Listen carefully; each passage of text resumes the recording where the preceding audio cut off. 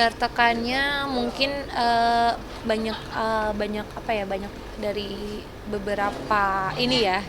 Pertama memang dari cara beliau menyampaikan sesuatu, dari cara beliau berbicara pun itu cukup bikin saya tertekan. Dan kedua, eh ya dari situ beliau meminta untuk saya menjadi istrinya, itu juga bukan cukup ya, sangat membuat saya tertekan pada saat itu.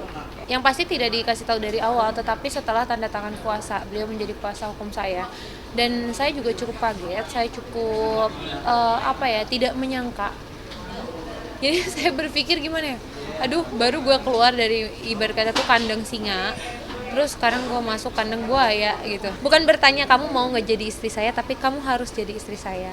Aku nggak tahu ya, karena aku juga itu hanya dengar selentingan dan aku tidak tahu pasti gitu loh, bahwa ternyata total istrinya beliau itu segitu gitu. Dan kalaupun memang iya, aduh, aku paling nggak bisa sama cowok yang banyak banyak istrinya, atau dia memang, sorry ya, hobinya tuh menikah gitu, walaupun itu hal baik ya gitu.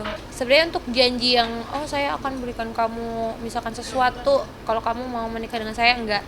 Cuman ya beliau menawarkan kayak perihal uang per bulan, uang bulanan seperti fasilitas yang saya dapat. Beliau akan sewakan apartemen untuk saya, beliau akan meminjamkan mobil, salah satu mobilnya beliau juga beserta supirnya nanti, katanya seperti itu. Cuman saya rasa itu bukan jadi patokan saya untuk menerima laki-laki. Iya, apa tidaknya saya mau jadi istrinya ya. Tapi yang pertama adalah bagaimana saya itu bisa ada feel sama cowok itu gitu. Kaget banget, kaget dan tidak menyangka kok, ibarat kata saya mau menyelesaikan masalah, kok malah berada di dalam masalah gitu. Mungkin bagi sebagian orang itu bukan masalah, atau bagi beliau itu bukan masalah, tapi bagi sebagian orang lagi seperti saya itu bisa jadi masalah gitu. Karena kita tidak tahu apa yang dihadapin sama orang itu. Beliau tidak tahu juga apa yang saya hadapin. Mungkin saya ada masalah keluarga, masalah dengan ibarat kata pada saat itu mungkin ada pacar, atau saya ada masalah keluarga gitu. Sehingga hal seperti itu bukan menjadi solusi buat saya, malah menjadi masalah baru gitu. Iya, ada uang bulanan nilainya sama sama Sekitar berapa tuh? sekitar Nggak gak usah disebut ya usah disebut deh pokoknya. Puluhan juta. Iya, puluhan juta yang pasti. Oke. Untuk nominal nggak kaget, cuman kagetnya itu pas ini aja, pas beliau menyampaikan harus mau jadi istrinya beliau, kalau tidak seolah-olah mengatakan ya saya akan lepaskan kamu, sedangkan ini masalah sudah memblunder kemana-mana, ya silakan kamu hadapi sendiri. Bayangin loh, aku ini perempuan yang tidak tahu apa-apa, sangat awam sekali di dunia seperti ini, macam lagi terbang dilepasin gitu loh, serba salah kan jadi aku gitu. Mungkin ketika hasil dari konsultasi beliau menyimpulkan sendiri gitu loh. Oke. Tapi berarti ada dalangnya kan?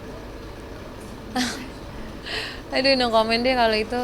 Ya intinya semuanya udah pada jalurnya, sudah benar-benar aku tuangkan dari A sampai Z, dari awal aku bagaimana bertemu dengan Bang Hotman, dan bagaimana pula aku bertemu dengan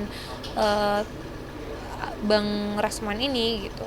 Semuanya sudah aku tuangkan sampai pada titik terakhir juga gitu. Sebelumnya memang kita ada komunikasi gitu via telepon, dan tidak ada pembahasan itu gitu.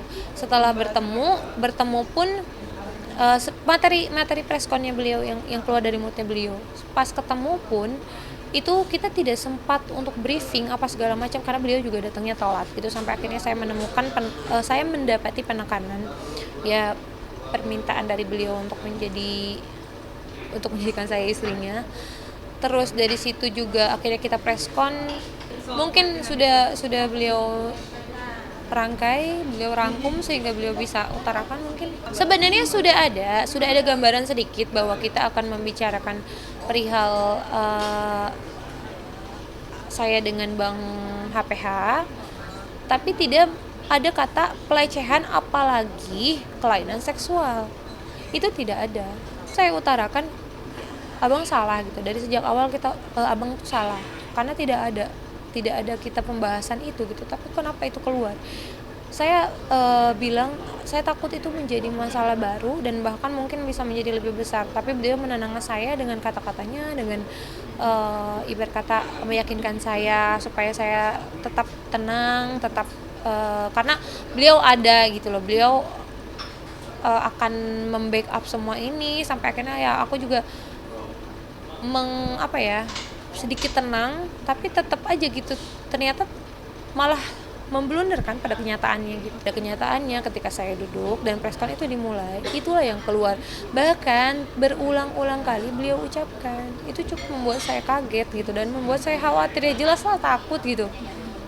Dan tidak menyangka gitu hal itu akan keluar dari mulutnya beliau. Intinya sih begini, bahwa masalah ini kita sebagai tim kuasa hukum Kim yang baru tidak berharap bahwa masalah ini kan sampai ke proses hukum, sampai ke pengadilan. Kita menginginkan masalah ini ya selesai dengan segera mungkin dengan win-win solution yang ada. Apakah yang pasti kan begitu, kalau bicara win-win solution berarti bicara damai. Nah, untuk mencapai kesepakatan damai itu tentu ada kata maaf dan saling memaafkan itu dari pihak-pihak yang berperkara, yaitu pihak pelapor dan pihak terlapor kan. Ujung-ujungnya nanti itu kan ya ada pencabutan laporan, ya, pencabutan pengaduan. Nah, kita tidak tahu teknis ke depan ya. Tapi bagi kita sebagai tim kuasa hukum Kim yang baru melihat bahwa masalah Kim yang dia hadapi ini kan adalah bahwa Kim ini bukan sebagai pelaku, tapi Kim adalah sebagai korban juga dalam kasus ini. Korban malpraktek dari profesi oknum advokat ya.